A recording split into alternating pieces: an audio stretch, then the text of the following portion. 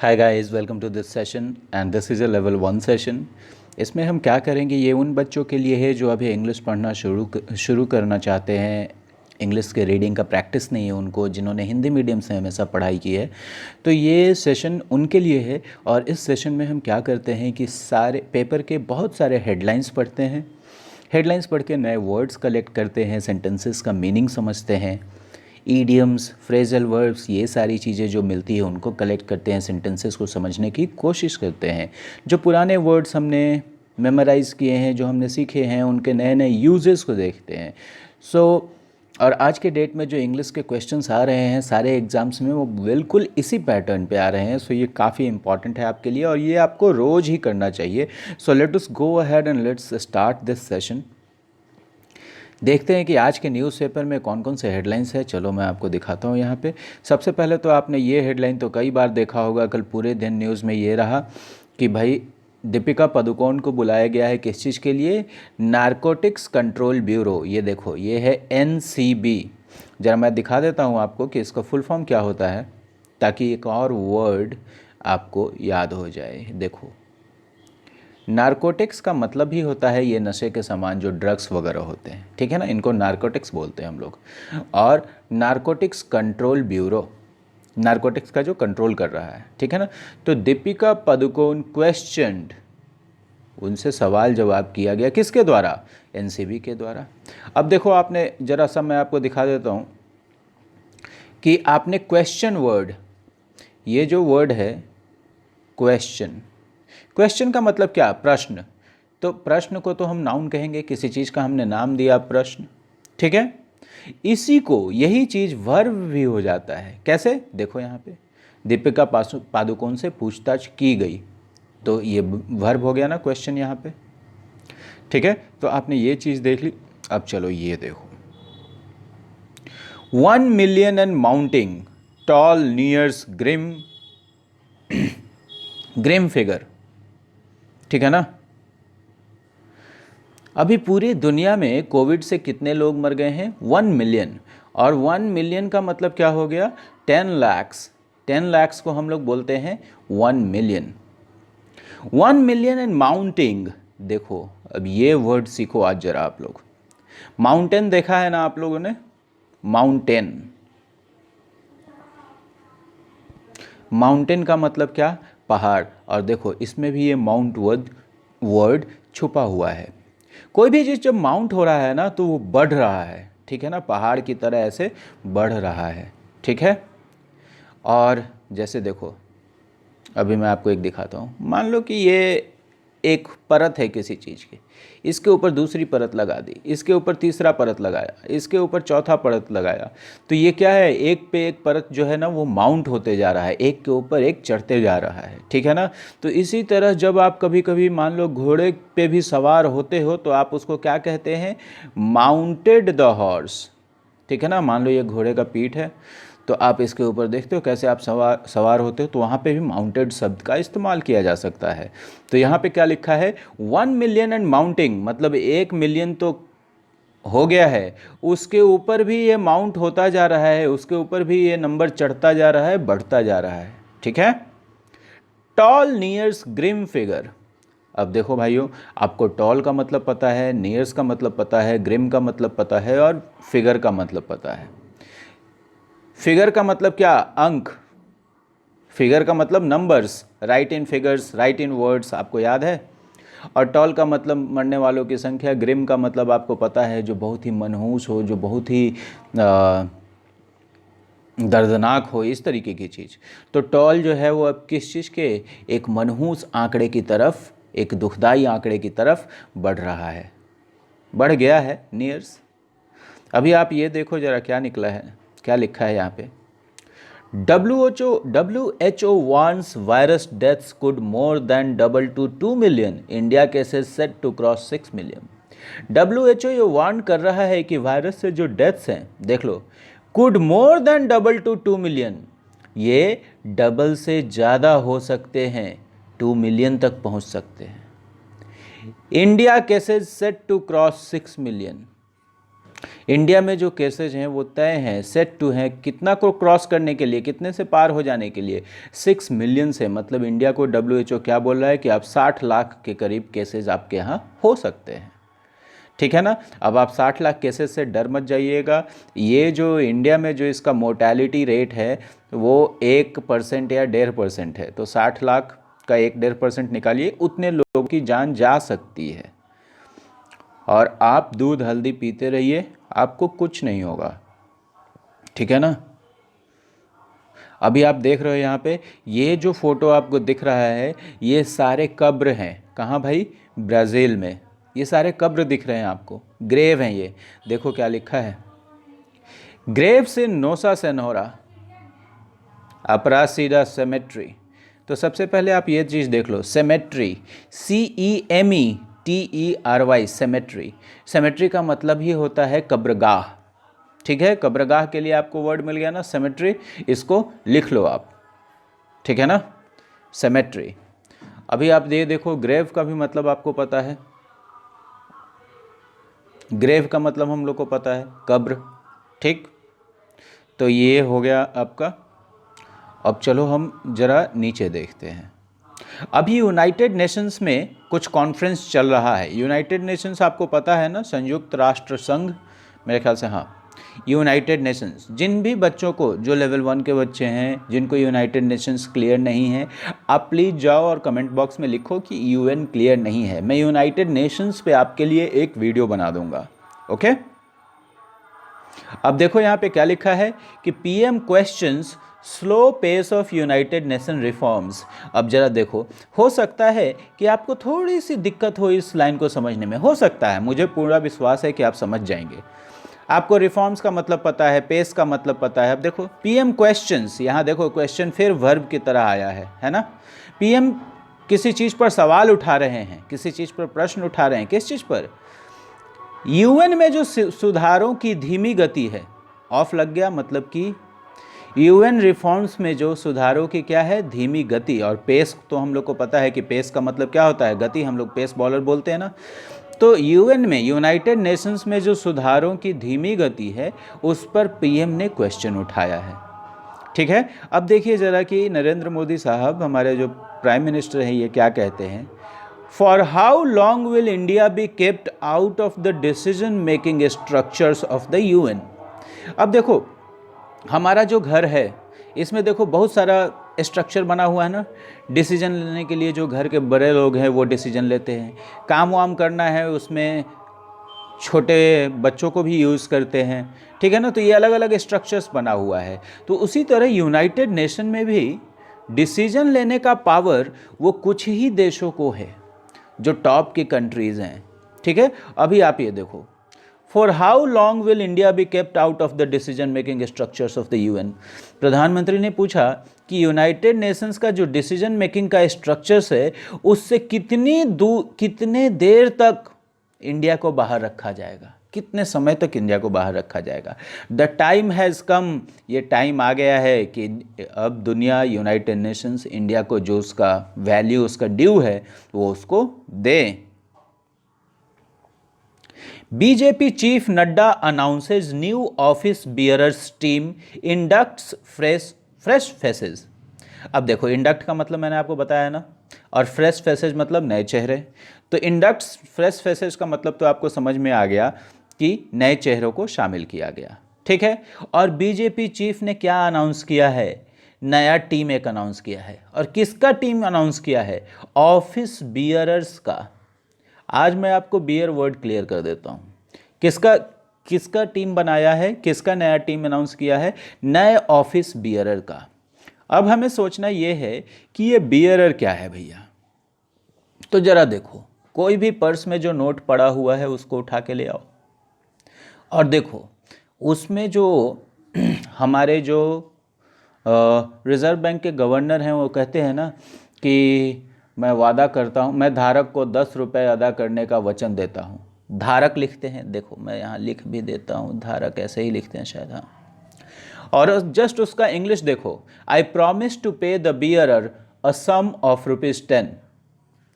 जो चीज़ आप बियर कर रहे हैं वो चीज़ आप धारण किए हुए हैं, नोट आपने धारण किया हुआ है, नोट आपके पास है धरा हुआ, तो आप उसके धारक हो गए। समझ गए ना? ठीक है, तो जो चीज आप बियर कर रहे हैं, you bear some qualities also. ठीक है ना? तो जो चीज आप बियर कर रहे हैं वो क्या कर रहे हैं, आप धारण कर चुके हैं। तो इसीलिए बोलते हैं धारक, धारक को क्या बोलते हैं, बियरर। तो आप कंफ्यूजन नहीं होगा, नोट खोल के देख लीजिए, लिखा हुआ है I promise to pay the bearer a sum of ₹10। Hindi में बिल्कुल लिखा हुआ है कि मैं धारक को 10 रुपए अदा करने का वचन देता हूं।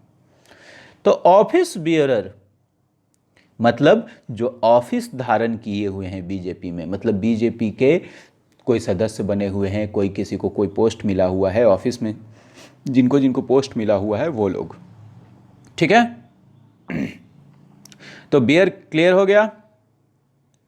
अब जरा हम इसके नीचे देखते हैं कि बिहार चुनावों के मद्देनज़र रखते हुए keeping Bihar polls in view, अब काफ़ी गर्मा गर्मी बढ़ने वाली है। ठीक है ना? आप बहुत सारे डिबेट्स देखेंगे, इस बार अलग तरीके का हमारा इलेक्शन भी होगा। तो देखो यहाँ पे क्या लिखा है, Bihar polls, seat sharing in grand alliance. Grand alliance कौन भाई, महागठबंधन, आपको पता है। तो महागठबंधन में सीटों का बंटवारा, आरजेडी क्या कहता है, RJD says a done deal. Done deal मतलब सौदा पूरा हो गया है, पक्का हो गया है, डील पक्का हो गया है। Congress not sure as yet, मतलब अभी तक, अगर अभी की बात की जाए तब कांग्रेस अभी तक श्योर नहीं हुआ है, not sure as yet. Alright, now let me move to page number 2 and let me show you कि आज यहाँ पे क्या क्या चीज़ें हैं पेज नंबर 2 में। ठीक है गाइज, इस सेशन से फ़ायदा हुआ है, जो भी लोग हैं, चाहे वो मेरे क्लास के हो या क्लास के बाहर के हो, जिन्होंने सब्सक्राइब किया है या नहीं सब्सक्राइब किया है, आप इस सेशन को अगर रोज़ देख रहे हो पिछले 2-3 महीनों से, तो आप मुझे ये ज़रूर फीडबैक दो कि आपको कुछ फ़ायदा हुआ है, आप न्यूज़पेपर ले रहे हो या नहीं। ठीक है ना? उससे मुझे भी क्लियर रहता है और थोड़ा अच्छा भी लगता है अगर किसी ने बोला कि हाँ सर फ़ायदा हो रहा है, या अगर किसी ने ये बोला कि कुछ दिक्कत आ रही है, तो वो भी अच्छा रहता है, ताकि अगले वीडियोस में आगे प्रोग्रेस करते हुए हम उन दिक्कतों को दूर कर सकें। देखो बिल्कुल उसी चीज़ को लिख दिया है, RJD says a done deal, मतलब आरजेडी ने कह दिया है कि डील पक्का हो गया है। Congress not sure as yet, Congress अभी तक श्योर नहीं हुआ है। अभी देखें कि आरजेडी क्या कहना चाहता है। Formula on the table is 150 seats for RJD, 60 for Congress and rest for left parties and VIP। Table पे फार्मूला क्या है, टेबल पे मतलब फार्मूला क्या निकाला गया है कि 150 सीट किसके लिए, राजद के लिए, 60 seats for Congress and rest, बाकी जो बच गए, जो रेस्ट हो गए, वो किन के लिए, लेफ्ट पार्टीज़ और VIP। लेफ्ट पार्टीज़ मतलब CPI ML और इस तरह की पार्टियाँ। अब ज़रा देखिए आप, ये देखो, ये फ़ोटो देखो जिसमें बिहार का मैप है, बिहार का मैप दिख रहा है आपको? हाँ, पॉल बिगुल, हिंदी में हम बोलते हैं ना बिगुल, क्या बोलते हैं हिंदी में, बिगुल। तो ये जो वर्ड है आपका बिगुल को हम लोग बिल्कुल ऐसे ही लिखते हैं इंग्लिश में। ठीक है ना? तो बुगले भी पढ़ सकते हैं आप, बगुले, जो भी आपको मन है वो पढ़िए, लेकिन वो सारी चीज़ कुछ नहीं होता है, ये इसको हम लोग बिगुल बोलते हैं। अब रण का बिगुल बज गया मतलब रण शुरू हो गया, तो पॉल का बिगुल बज चुका है, अनाउंसमेंट हो चुका है, वो कभी भी शुरू हो सकता है, कभी भी शुरू किया, जिस डेट को दे दिया गया उस डेट को शुरू होगा। State Congress chief eyes MLC seat, देखो आई का मतलब तो आँख होता है और आप लोगों ने हमेशा इसको नाउन के रूप में देखा है। और देखो स्टेट कांग्रेस के चीफ की नज़र किस पर है, वो क्या चाहते हैं, MLC का सीट चाहते हैं, इसीलिए आइज लिख दिया वहाँ पे। जब देखो हमारे मांझी बाबा गेट्स Z+ सिक्योरिटी कवर, बहुत सारे सिक्योरिटी कवर्स होते हैं, मांझी बाबा को क्या मिला है, Z+ सिक्योरिटी कवर मिला है। और हम कुछ देखें, ओके चलो अब दूसरे पेज पे हम पहुंचते हैं और यहाँ पे देखते हैं क्या है।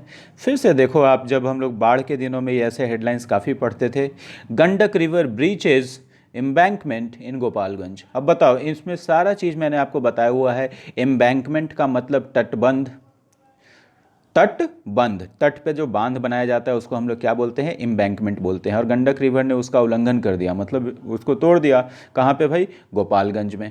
अब जरा हम इसके नीचे देखते हैं, in neighbouring West Champaran district water has submerged state highway between Ramnagar and Narkatiaganj and Lauria and Ramnagar. ज़रा देखो आप नेबरिंग, अभी मैं आपको थोड़ा चंपारण दिखा दूं किधर पड़ता है। चलो आपको मैं थोड़ा सा बता देता हूं। यहाँ पे देखो किस जगह की बात हो रही है। आप ये जो इलाका देख रहे हो ये चंपारण का इलाका है, उसके नीचे गोपालगंज सिवान है और ये छपरा है इधर में, और उसके बाद गंगा नदी आ जाती है और वहाँ उसके बाद फिर साउथ बिहार शुरू हो जाता है। तो वो इलाका मैंने दिखा दिया आपको, उसी इलाके की बात हो रही है, नॉर्थ एकदम और waste.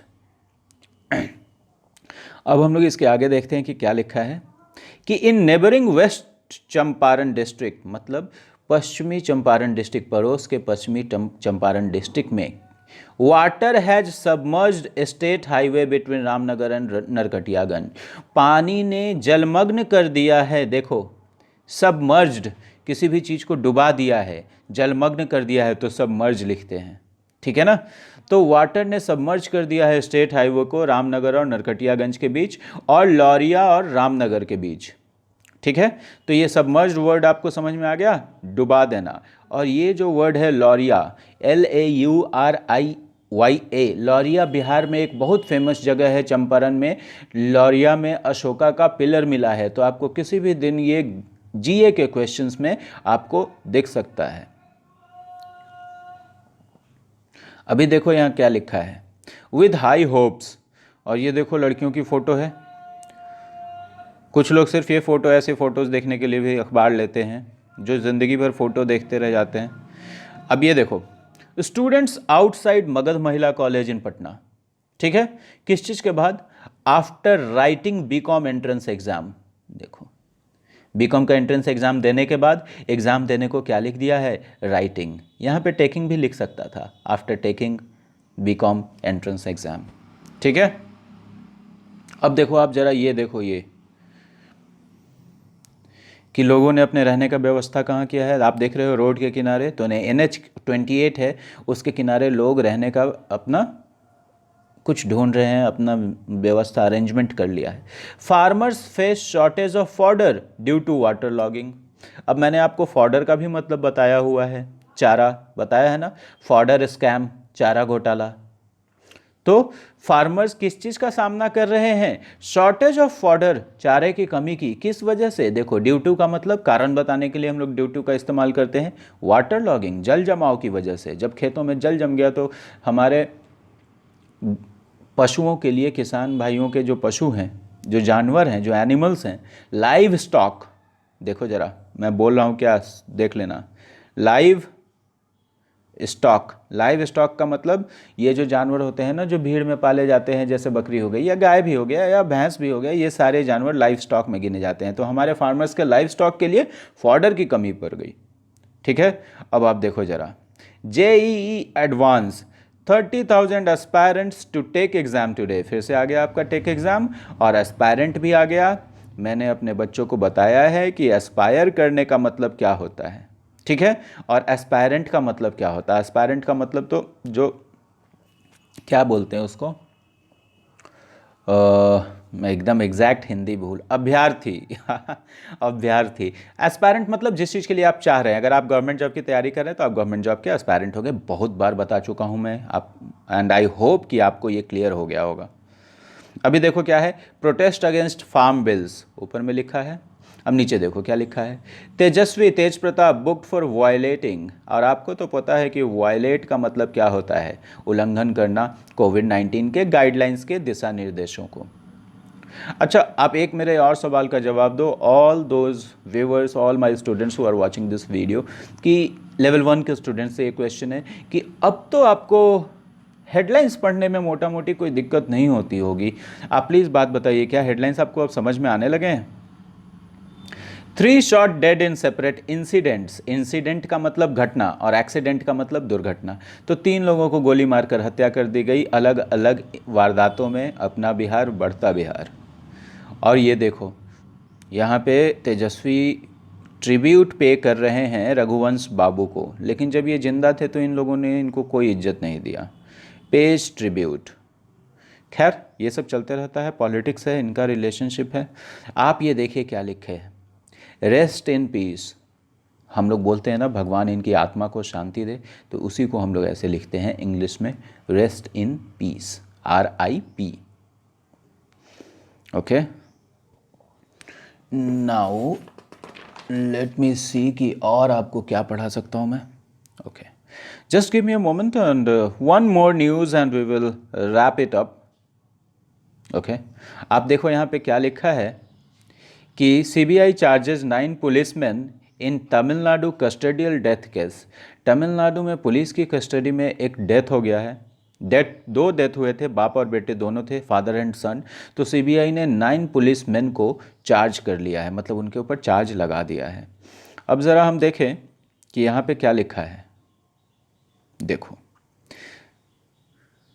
The charge sheet accuses the cops of criminal conspiracy, murder, wrongful confinement, destruction of evidence and leveling false charges। तो ज़रा देखो, सबसे पहले मैं थोड़ा आपको दिखाने की कोशिश कर रहा हूँ कि अगर आप ये पढ़ने जाते हो तो आपको कौन कौन से वर्ड्स आपको पहले ही बताया जा चुका है, आपको पहले से पता है। अक्यूज़, कॉप्स, कॉन्स्पिरेसी, कन्फाइनमेंट, ठीक है, एविडेंस, ये सारी चीज़ें आपको पता है। अब देखो कि सेंटेंस में इसको लिखा कैसा गया है।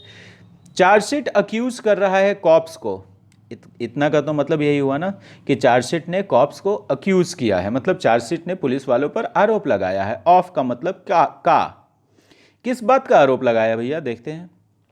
क्रिमिनल कॉन्स्पिरेसी, क्रिमिनल साजिश, आपराधिक साजिश। कॉन्स्पिरेसी का तो मतलब पता ही है आपको, साजिश।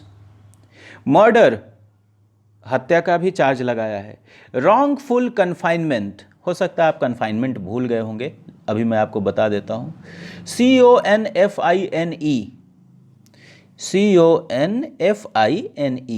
CONFINE, confine. कन्फाइन का मतलब होता है किसी को कैद करना, किसी को कैद में रखना, ठीक है ना, किसी को बंद करके रखना। तो रॉन्गफुल कन्फाइनमेंट, पुलिस वालों ने उनको गलत तरीके से कन्फाइन किया था। डिस्ट्रक्शन ऑफ एविडेंस, सबूतों को नष्ट करने का। And levelling false charges. जरा देखना, इसी में 2 तरह का चार्ज आया है। एक तो चार्जशीट है, चार्जशीट समझते हो, पुलिस सारे चार्जेस का एक सीट बनाता है इन्वेस्टिगेशन के बाद। तो यहाँ पे देखो आरोपों का चार्जशीट हो गया, आरोप पत्र। और यहाँ पे देखो कितने चीज़ों का पुलिस ने आरोप लगाया है। क्रिमिनल कॉन्स्पिरेसी का, मर्डर का, रॉन्गफुल कन्फाइनमेंट का, डिस्ट्रक्शन ऑफ एविडेंस का, और लास्ट चीज़ क्या है, लेवलिंग फॉल्स चार्जेज। जब आप किसी के ऊपर भी गलत आरोप मढ़ते हो, हम लोग बोलते हैं ना हिंदी में, हमारे ऊपर ये आरोप मढ़ दिया गया है, तो उसी को हम लोग इंग्लिश में लेवल करते हैं, ठीक है ना। चार्जेस को क्या करते हैं, लेवल करते हैं। देखो, लेवल वर्ड आपने कई बार देखा होगा, हम लोग बचपन से ही सुनते हैं, इसका लेवल अच्छा नहीं है, इसका लेवल अच्छा है, इसका लेवल बढ़ गया है। लेकिन आज लेवल का नया यूज़ देखो कि अगर आप चार्जेज किसी पे लेवल करते हो तो क्या करते हो, आप चार्जेज मढ़ देते हो उस पर। समझ में आ गई ये बात? So that is the last piece of news which I am discussing with you. So on this note, I will end this session. You enjoy your life, keep learning and stay safe.